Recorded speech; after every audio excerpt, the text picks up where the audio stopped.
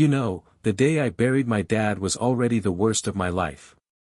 Standing there in that drizzling rain, suit soaked through, feeling like the ground had swallowed up the only man who taught me how to stand tall. Then, right as I'm pulling into my driveway, this certified letter shows up demanding $300,000 for some bogus property violations on land my grandpa bought back in 1955, before this whole fancy subdivision even dreamed of existing. And there she was, Lisa Hardgrove, strutting across the street in her crisp black dress like she'd just come from a board meeting instead of pretending to pay respects, handing me the papers with that fake sweet smile, saying, "Timing is rough, Jake. But rules are rules. You understand, business has to go on." I could smell her overpriced lavender perfume cutting through the wet earth on my shoes. And in that moment, with rage bubbling up like I'd never felt, I knew this wasn't just about my old workshop. It was war, and Lisa had no idea she'd just poked a bear who'd discover he owned half her precious neighborhood. I'm Jake Thompson, 45 now, a third-generation builder running the family outfit. Hands calloused from years of framing houses and fixing what others break. That 3-acre plot in what they call Oak Ridge Meadows, that's been our rock since Grandpa Henry snapped it up for a song, $200 cash when it was all wheat fields and open sky, no neighbors, no complaints, just a solid ranch house and that big workshop where the smell of sawdust and welding sparks has been our family soundtrack for decades. I'd just gone through a brutal divorce, the kind that leaves you questioning everything. But my 17-year-old daughter, Mia, she'd come over weekends, learning to swing a hammer like her grandpa taught me, and her great-grandpa taught him. Those moments, watching her eyes light up over an old blueprint, that's what made the place sacred, worth every fight.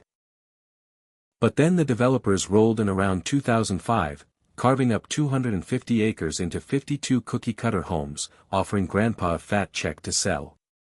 He laughed it off, stubborn old coot, and the land stayed ours when he passed it to Dad in '97. Fast forward, and these newcomers start eyeing my workshop like it's a blight on their perfect lawns. Never mind, we were here first, operating clean and legal. But Lisa, oh, she made it personal. Lisa Hardgrove, 40, ex-cosmetic sales shark who'd clawed her way to HOA president through backroom deals and that weaponized charm. 5 feet 7 inches in heels, hair bleached to high heaven, always trailing this cloying scent like she owned the air itself. She lived in this sprawling Tudor with a fountain that probably cost more than my truck. And from day one, she had it out for me. Maybe because my beat-up rigs clashed with her vision of suburban bliss, or deeper, 'cause folks like her see hard-working types as undesirables dragging down their property values.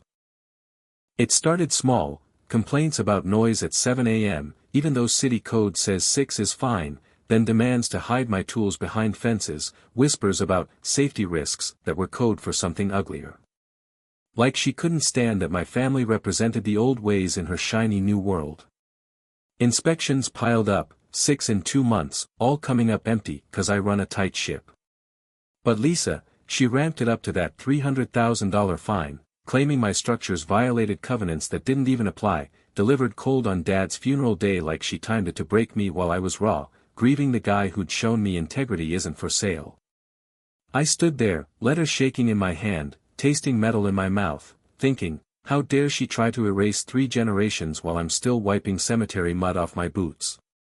But here's where it flips, I wasn't going to roll over. No, I dove into Dad's old files. The man kept everything. Receipts from the 70s, yellowed but clear, and bam, our original deed from '55. No HOA signature, 'cause there was no HOA back then. My buddy Tom, a surveyor who'd dealt with this crap before, tipped me off, covenants only bind if you signed on, and we never did. So I show up at their next HOA meeting, uninvited, spreading docs on the table like a poker hand, saying, calm as can be, Lisa, you might want to rethink this before it bites everyone. She waves it off with that manicured flick, smirks, Henry should have joined the community like a good neighbor. Your exemption's invalid. And the board, her puppets, votes to push ahead, 5-1. Inside, I'm boiling, but I start building my case, scanning every nasty email, logging it all, 'cause I could feel Dad's voice in my head, bullies punch hardest when they're scared. Lisa doubled down, hiring this slick firm with suits sharper than my chisels, sending weekly threats. Environmental audits, forced appraisals, even claiming eminent domain like they could just seize what wasn't theirs, banking on me folding, 'cause fighting costs money, and she figured a grieving builder couldn't afford it. What she didn't count on was me turning detective in the county archives, those dusty basements lit by buzzing fluorescents, photocopying plats from the 40s till my eyes burned. And oh man, the gold I struck. The developer's 2005 survey goofed big time, including half an acre of our land in their plot, meaning 8 houses edged over our line. The community gazebo sat smack on it. And get this, Lisa's own backyard hot tub dipped 6 feet onto what was mine. Deeper still, a 56-water agreement gave Grandpa exclusive rights to the underground spring feeding the whole area, every sprinkler, every pond, that gaudy fountain of hers, all sipping our water for free. 8 years of theft, while she preached community standards. I kept it quiet, following my lawyer Sarah's advice. She's sharp as a tack, beaten HOAs before, commissioning fresh GPS surveys that confirmed it all.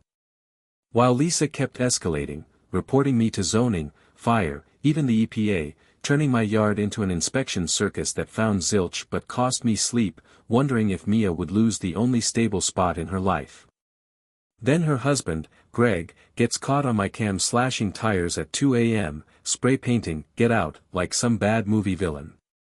And when the cops haul him in, Lisa's out front yelling at reporters, "He's protecting our kids from hazards. It's self-defense." But the tide turned when I went public, inviting neighbors to a backyard grill out, no attacks, just facts. "Folks, I've got leverage to shut your water off tomorrow, force relocations that'd bankrupt half of you, but I don't want war. Just fairness." Whispers started. Why were dues tripling for Lisa's vendetta? Audits showed $52,000 blown on lawyers chasing me. Her ego fund, basically. In boom, her invalid presidency exposed. Bylaws said 12 years residency for Prez, she'd only been there 9, making every move she authorized null, like her whole reign was a house of cards. The climax hit at the town hall, packed hall buzzing like a hive, Mayor Ellis up front. Lisa takes the mic first, voice quivering but sharp, "Jake's a threat to our families. His junkyard eyesores killing values. We need unity against outsiders like him." But when my turn came, I laid it out cool, projecting the deeds, surveys, water docs, footage of Greg's stunt, saying, "I could end this neighborhood tomorrow, dry up your lawns, sue for back rent on land you've trespassed. But nah, let's fix it, right? Easements for fair pay." The room erupts in applause. Lisa storms back, screaming, "Conspiracy.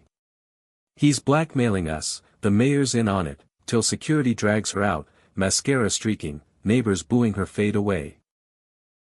It was cathartic, watching her empire crumble, her motives laid bare, not safety, but control, jealousy of roots she couldn't buy. In the end, we settled. HOA coughed up $95,000 for easements and water licenses. Boundaries redrawn clean, titles sorted, values steady again. Lisa, convicted on false reports, probation and fines ate her savings. Greg divorced her quick. She sold that tutor at a $50,000 loss, slunk away to who knows where, fountain ripped out like her legacy. Community healed, new board with checks on power, block parties back, Mia even grilling for folks who'd sided against us once. I started a local rights group, helping others dodge HOA traps, business booming from the buzz.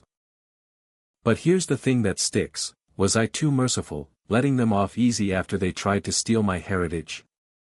Or does real justice mean building bridges, not burning them?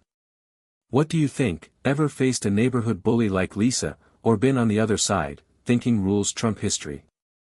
Drop your stories below. Let's debate if HOAs protect or just power trip, 'cause these fights shape communities. Hit like if this fired you up. Subscribe for more real-life showdowns, you won't want to miss the next.